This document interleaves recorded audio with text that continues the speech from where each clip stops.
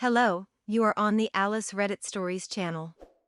More than 90% watch my videos without a subscription. Subscribe to the channel so we always stay in touch. Enjoy watching. Story 1. My husband posted my body online. Last Friday I, 34F, spent my evening with obligatory fake name, Kate, a young friend, 24F, from work as she wanted to discuss something personal with me. I didn't think anything of it as we do have a very personal relationship outside of work as well. As soon as I arrived to her place, the tension in the air was thick. She explained that she wanted to discuss a serious matter with me, but that she didn't know how to go about it. I told her to just rip the band-aid off and tell me. She told me that she had found 2 recordings of a woman she believed to be me on a pornographic website. I told her that wouldn't be possible, but she was adamant that I was the woman in the recording. And she was right. I've never recorded myself naked or having sex with my husband, but there I was in 2 recordings of 7 minutes and 4 minutes, both of them recorded in our old bedroom. As I re-watched every second of it, it starts to dawn on me that this was my husband's doing. But I pushed that deep down because there must be a reasonable explanation for this. Honestly, I left her place with my mind in a complete meltdown. I could barely hear what she was saying, but she did follow up with a text saying she's been in contact with the website about getting it taken down and that she'll help me go through this. She also said she's scouring the internet in case there are more out there. I came home and pretty much ransacked my house looking for evidence, and I found it. My husband was using a hidden spy cameras to spy on me and record me in my most intimate moments. I then just spent hours vomiting, crying, projectile vomiting some more, and begging God to just let this be a nightmare. I am a deeply religious and a fully veiled Muslim woman, and I've never been with anyone but my husband, and all this time he has been sharing my most intimate moments with the world. I don't know what to think or what to do. I can't look at him or speak to him. I've locked myself in our bedroom pretending I have COVID. All I do is look up how other people have dealt with getting things removed, and it seems like once it's on the internet it really is forever, even if I remove it from this one website. I've been crying non-stop. He truly must be something demonic, as he is right now talking about ordering in some of my favorites to see if I have an appetite since I haven't been eating well. I am so unbelievably hurt. I don't know how to share this with my family, how to ask for help. I am crippled with shame, anger, and pain. Answering some questions. My husband, soon-to-be ex-husband, and I are the same religion, race, ethnicity, and nationality. My culture does not participate in honor killings, and I'm not afraid of my family harming me or not siding with me. My family would support me in divorcing him. In fact, they would demand I do.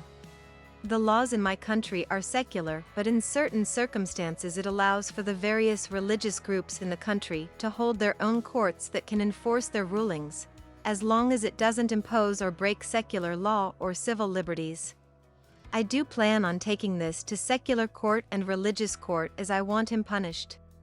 I am veiled by choice, and the vast majority of my fellow countrywomen do not veil.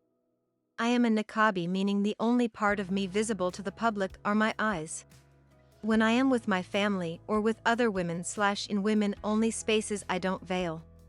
Kate and I do not share the same religion, nor dress alike, and yet we are friends. Kel surprise. I left him as I said I would. He went to work. The movers arrived, we packed my stuff and we left.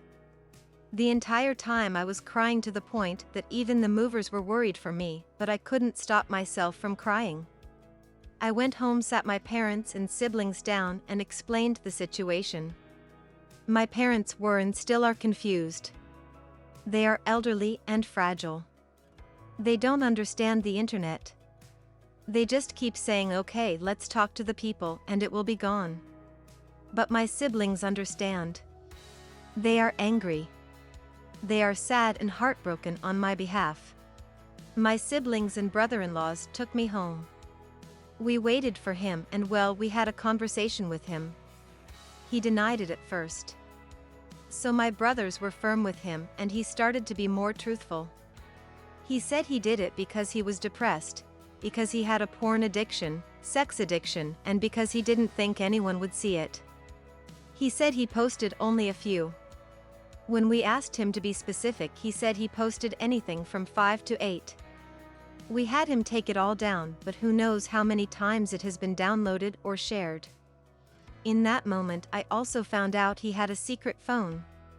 He was also cheating on me with random women and sex workers. All this time I was thinking he's working hard, but nope, he was out disgracing himself and betraying our marriage. At some point he convinced us he needed to use the bathroom, and he somehow managed to call his mother, who arrived at our home with his brother and cousins. There was a commotion as they were angry at the treatment of their family member. Then things calmed down enough to explain to them what he had done. His mother fainted. His mother is elderly and not in the greatest health condition. We called for an ambulance. My neighbor had also called the police, and I was arrested by the time the ambulance arrived to take care of my mother-in-law. I spent the evening locked up. Didn't exactly have polite conversation with him. So yes, I was arrested for assaulting him, and he refused to press charges. Got released the next morning and went home to my parents. Cried some more because my parents kept crying. Then a few days later I spoke to some lawyers my sister had contacted, as they had experience with non-consensual material being posted online.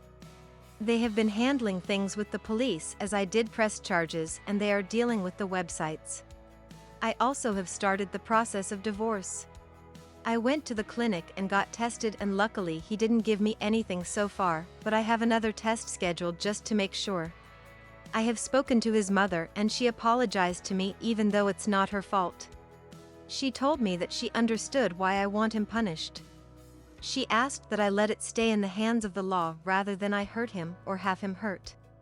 He's in hiding, but he still calls and texts me from random numbers. He still lies and tries to manipulate me. I've just been documenting everything he says and texts to me. Oh, at this point everyone knows. I mean everyone, even little kids. And I feel more humiliated now than I did at first. Thanks for watching. Subscribe to the channel, there are a lot of interesting stories ahead of you.